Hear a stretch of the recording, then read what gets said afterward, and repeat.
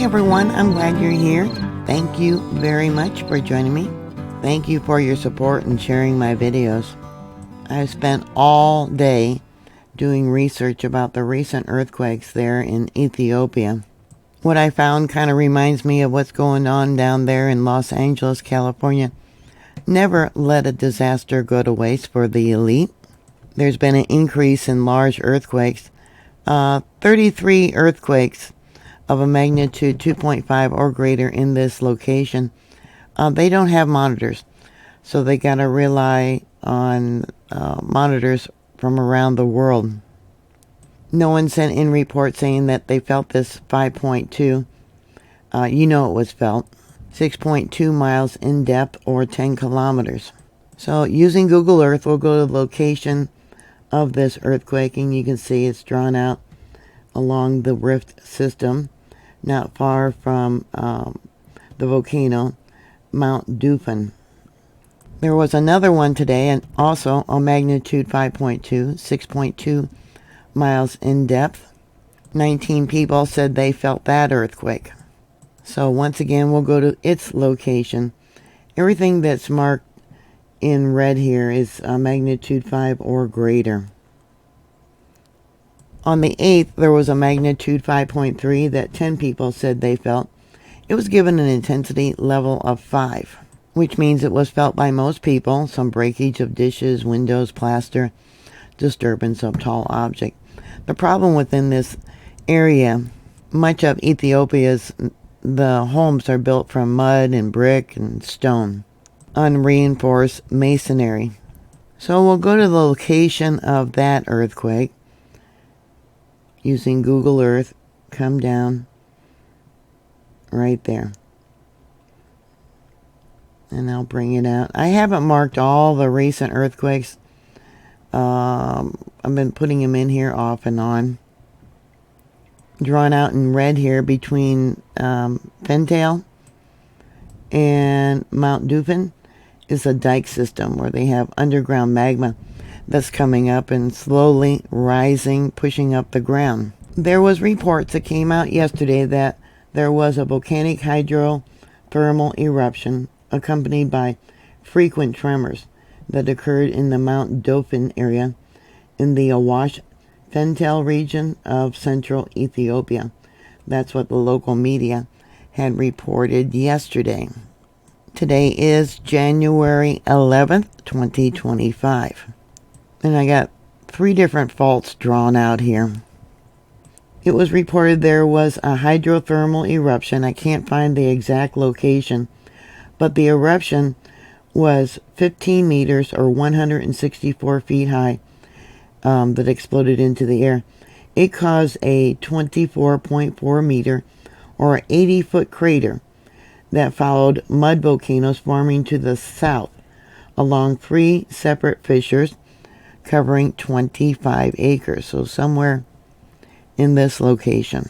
Significant volcano unrest is still ongoing between the Fentail and Dufan volcanoes there in Ethiopia, which is related to a massive 35-kilometer long shallow dike of magma. That would be this one here.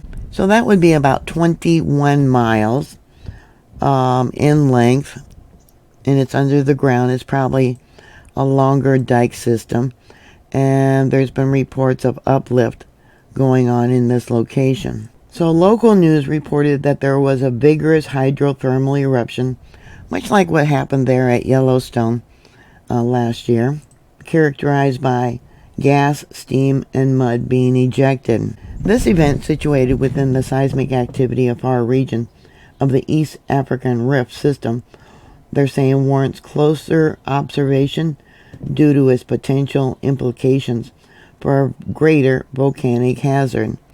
Luckily, they say that it's probably mostly basalt and not so much as rhyolite that's coming up under the ground. There was also a report saying that a magnitude 5.5 earthquake struck Ethiopia near the capital of Addis Ababa.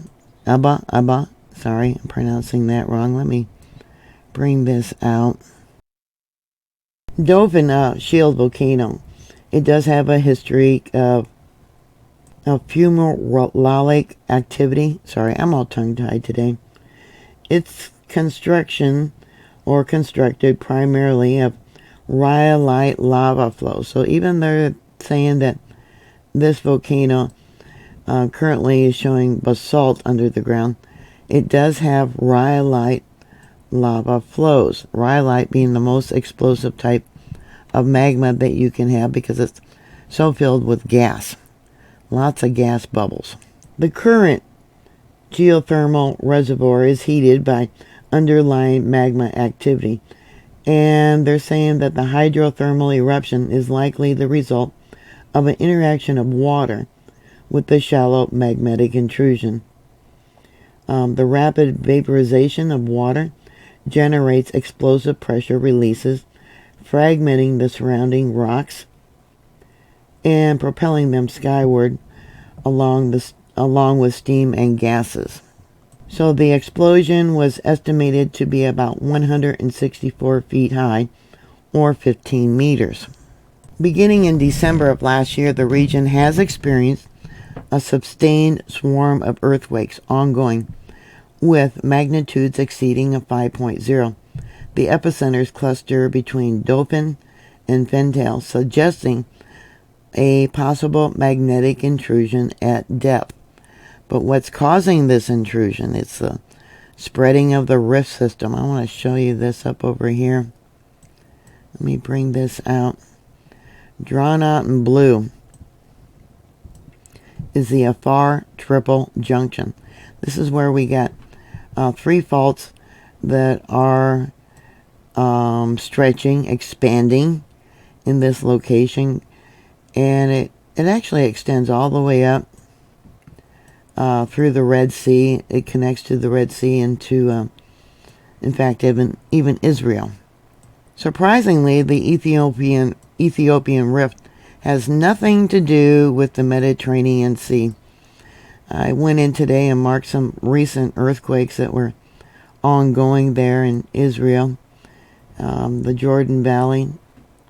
And I noticed there's been a swarm of earthquakes in this location. I don't see a name of a town here, but let me bring it out.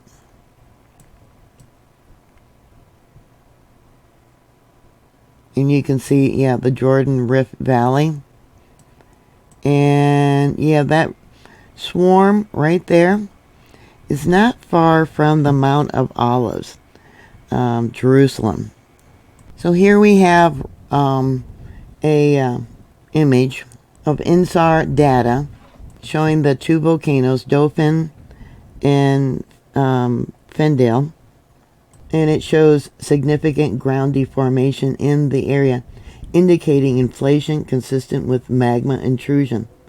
This uplift further supports the hypothesis that magma is ascending beneath the surface, potentially influencing both of those 2 volcanoes. Recent tremors recorded at Āwash, Fendale area, located approximately 230 kilometers or 142 miles from Addis Ababa, were felt as far away as the capital, one source noted. Efforts are underway to prevent loss of life, including the evacuation, now take note of that, of at-risk residents to safer area, the Fana Broadcasting Corporation reported, citing Regional Administrator Abdu Ali. Here's the 5.3 and its felt report. Addis Ababa, they had 1 report, intensity level 5 from there. And we got intensity level 3. I'm not going to try and pronounce it. 2 reports from there.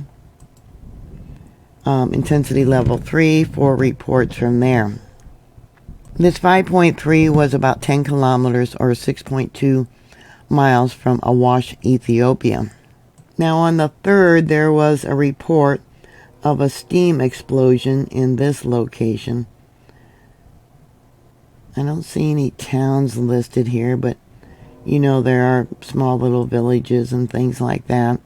That was on January 2nd. Smoke and debris were also emitted, and a hot pool there grew in its size, evidently. I did a report on that. Now going back to this Afro-Arabian Rift system. Let me go back over here. It's drawn out in blue.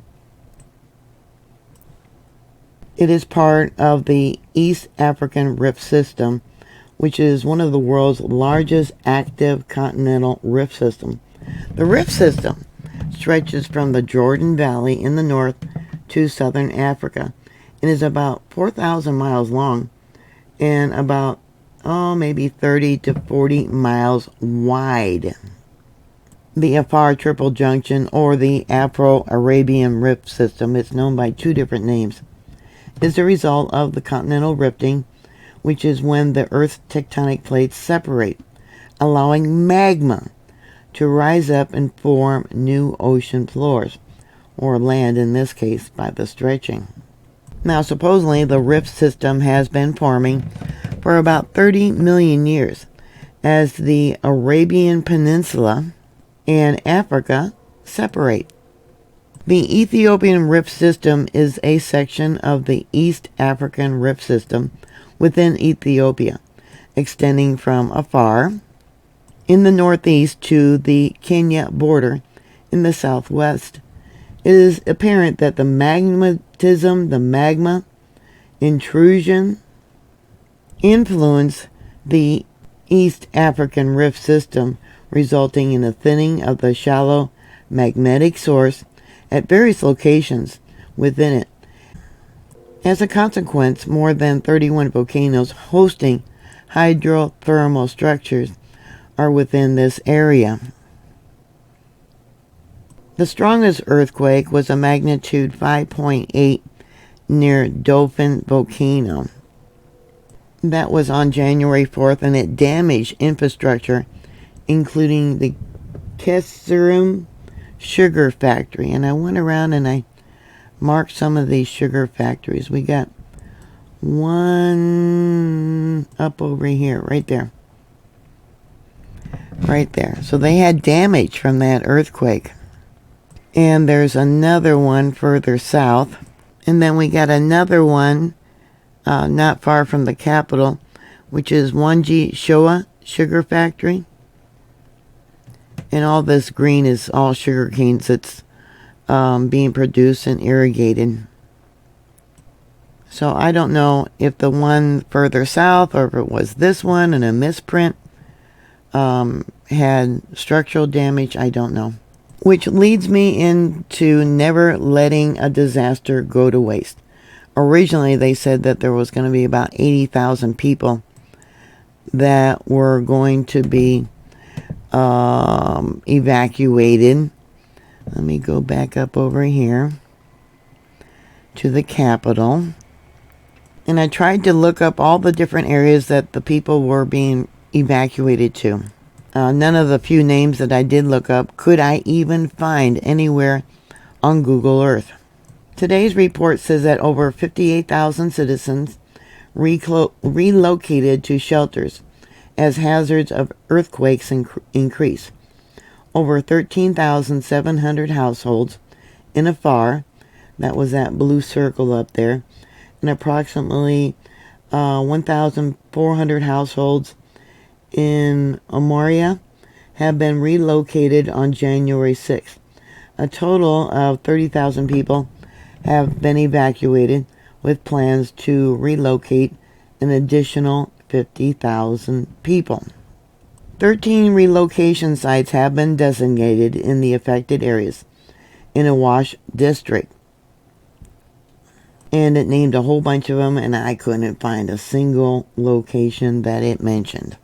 The article went on to say that government officials were saying that scientific analysis presented by experts during the emergency meeting indicated that seismic activities occurring in Ethiopia are primarily associated with the formation of the Rift Valley. So, because the rift system is on the move, spreading, magma is coming up and possibly recharging the volcanoes. But they're saying it's all got to do with the formation of the Rift Valley. As of today, the earthquakes have not prompted volcanic eruption. No magma is coming up. However, there has been instances of hydrothermal eruptions, smoke, and hot water and gases. One government official, Temeskin, noted that there are extensive damages and destruction to social services, institutions, road, and Tendeo sugar factory in the Afar triple junction. Why are they getting so much destruction so far to the northeast? Right there. Let me bring it in and I'll show you. Now bear with me. I'm going somewhere with all this. The sugar factory was constructed. Work began in 2005 and 2006 with a loan from India and using a company from India. They also signed an expansion of the Fincha and 1G sugar factories on January 10th, 2007. The project was established by a loan of $640 million from the bank or a Bank of India, of which $400 million was for the construction of the factory, and the remaining amount was for the expansion, of the Fincha and 1G sugar factories. Now, the Kessman sugar factory was constructed by a $123 million loan obtained from the Chinese Development Bank. Construction of that factory is a Chinese compliant company, they say. So I want to go to Addis Ababa, and I got marked out here. This is an area on Kazanchis. I know I'm pronouncing that wrong. They're in Ethiopia, the capital. They've been working on a redevelopment program to modernize the city with the help of India and China.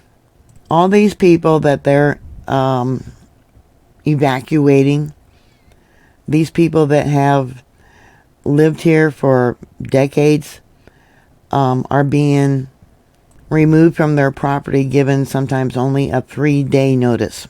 A massive urban transformation is underway there. In recent years, the government has flattened entire neighborhoods, including some of the city's most historic locations, to make way for new skyscrapers, mega shopping centers, wider roads, and parks.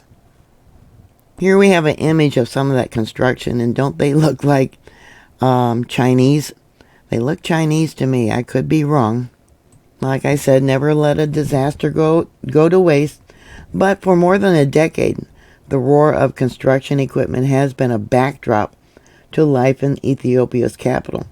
One of the first major projects was a Chinese-built light rail, which went into operation in 2015, which was followed by a new wing of the city's airport and several parks, also financed and constructed by the Chinese. When Mr. Abiy took office in 2018, he embraced the image of environmentalists, pledging that Ethiopia would plant 50 billion new trees by 2026 and create parks accessible only to its paying customers. That was supposed to be around last year. Ethiopia became the first country in the world to fully ban the import of combustion engine cars to support the transition to electric vehicles, although only half the population had access to electricity.